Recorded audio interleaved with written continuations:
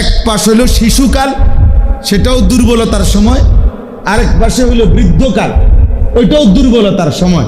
মাঝখানে সক্ষমতার সময়টাই হলো তোমারটা। কাজে কাজ করা, মেহনত করা, পরিশ্রম করা, এই সময়টাই হলো তোমার, এই দায়িত্বটাই তোমার। গড়া, সাজানো পৃথিবীকে, দিনকে, ধর্মকে, এটা তোমারই দায়িত্ব। কোরআনুল কারীমের মধ্যে আছে আল্লাহুল্লাযী খালাকাকুম মিন দুফিন, সূরা রোমের মধ্যে আছে আল্লাহ তোমাদেরকে সৃষ্টি করেছেন দুর্বলতা, মানে দুর্বল অবস্থায়। দুফ এ প্রথম, মানে শিশুকাল।